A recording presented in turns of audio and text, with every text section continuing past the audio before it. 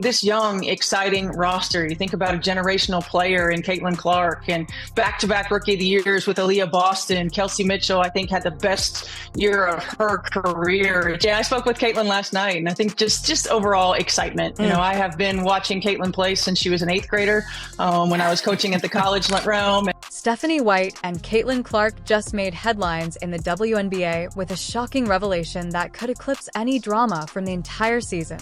White, the former Connecticut Sun coach, didn't simply quit. Rather, she practically declared to the world that her former team was a circus of dirty tactics. Yes, she's leaving the Sun to join Clark's squad, and the shade she's throwing is real. We're talking about a coach publicly acknowledging her own team played rougher than a demolition derby.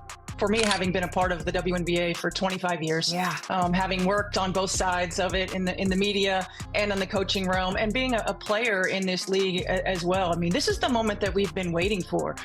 The Sun's so-called stars, Carrington and Alyssa Thomas, are now being called out for being the center of this problem, and Clark and White are here to publicly burn them. It's an unexpected spectacle. And just embrace this moment, embrace this opportunity, continue to help this team, this franchise be better, position ourselves for success. And if you're still perplexed as to why Stephanie White would want to coach the Fever, and where in the world did Christy Sides go, let's just say that you may have been living under a rock for a while.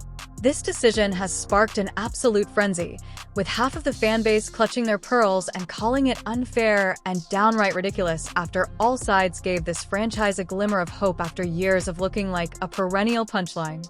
On the other hand, they don't exactly throwing a pity party. They see this as a bold, necessary gamble that demands greatness rather than mediocrity. It's just a unique opportunity, and I'm so thankful and grateful for it. Let's get down to business. Although she did manage a playoff run, her coaching record wasn't exactly impeccable. Her defensive schemes were as sturdy as wet tissue paper, leaving the Fever looking helpless whenever opponents decided to turn up the heat. We're talking about endless holes in the rotation, wide open shots, the kind of defensive breakdowns that make fans want to scream into a pillow, and don't even get me started on her player management. When I was coaching at the college realm and covering her games in college, and just an exciting time for me. Very excited to be working with her and this young team. She brought some much-needed relevance back to the Fever, but when you're aiming for the top, you don't settle for just pretty good. The rotations were a mess, with starters getting gassed at the worst possible moments and bench players being thrown out of position like someone pulling names out of a hat. As for making in-game adjustments, sure, if the opposing team threw a wrench into the game plan, sides didn't seem to have a backup plan. She's a lot better, number 22. She puts the ball in the hole a lot more. But I just can't wait. She's a student of the game. Yeah. She loves the game of basketball. She has been so great in how she's handled all of the attention. She just wants to play. She just wants to win. And for Stephanie White now, the basketball world is buzzing like it's draft day. Why? Because White isn't just a random pick, she's basically Fever royalty. She played for the team, coached them, and even LED them to the WNBA finals back in 2015. So, yes, she knows this franchise better than most, and her roots run deeper than a decades-old rivalry. But let's not just dwell on history here. White's recent coaching resume reads like an all-star highlight reel. During her time with the Connecticut Sun, she pulled off a jaw-dropping 55-25 record over 2 seasons and even nabbed the 2023 WNBA Coach of the Year. And yet, even with all that glittering success, not everyone sold on White being the magic fix. Times have changed. The WNBA has evolved into a league of blistering speed and tactical mastery, and there's a camp whispering that maybe White's old-school approach might not keep up. Is she ready to adjust to this relentless new pace, or is she going to be one of those coaches stuck in the past? It's not just about a nostalgic homecoming. This is a high-stakes gamble where White's legacy and the Fever's future are both hanging in the balance. It just shows you that professional sports is a tough business. I mean, Sides was the coach of a team that got to the playoffs for the first time since 2016. Was the coach of the team that turned around from a rough 1-8 start. Was the coach of a team that dealt with. You might not disagree with me when I say that Caitlin Clark's rookie season was so incredible that even WNBA legends had to pay attention. I promise that this is not hyperbole. In 2024, she led the entire WNBA in assists, which is an incredible accomplishment for any player, let alone a rookie. If you thought that was impressive, just wait. She recorded multiple triple-doubles as if they were casual weekend plans. Stephanie White, a coach whose name is practically etched in the Fever's history books, was crowned 2024 Rookie of the Year, which felt less like a prize and more like an official coronation, placing her securely among the best at the end of the season.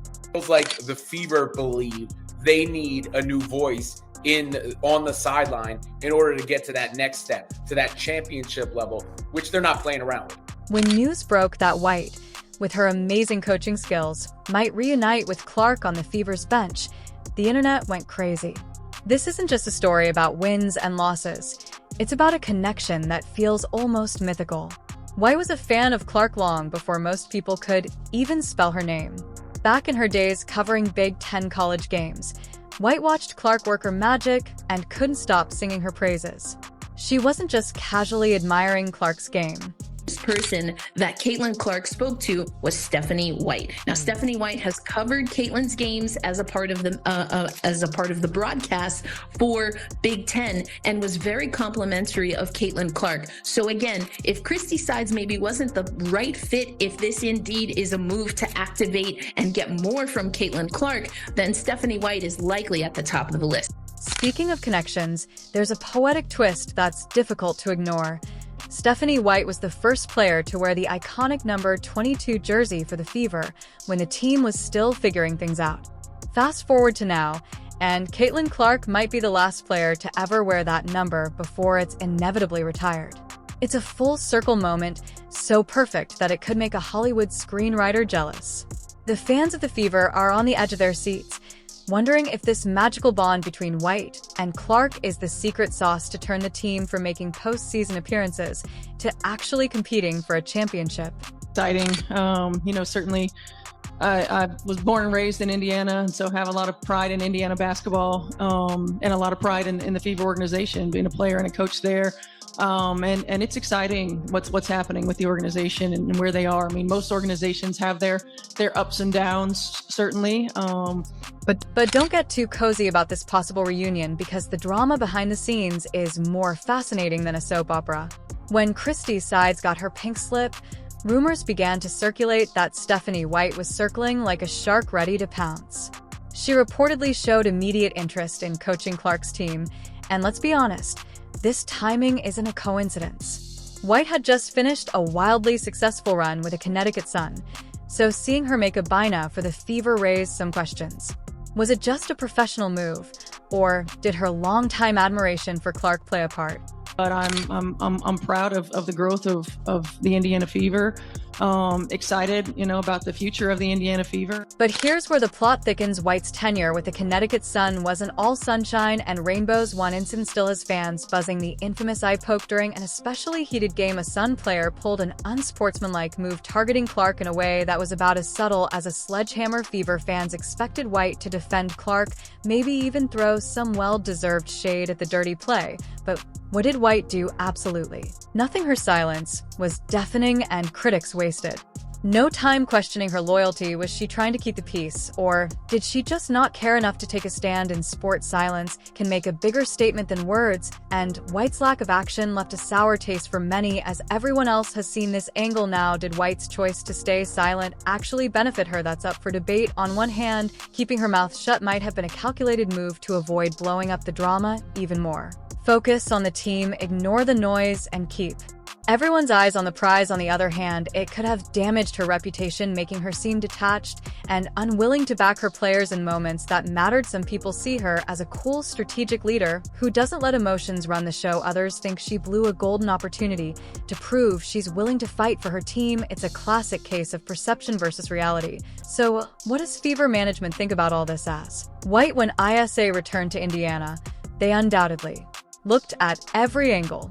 Will her previous scandals come back to haunt her, or will her unwavering style be the ideal fit for this young, talented team with Clark as the main attraction?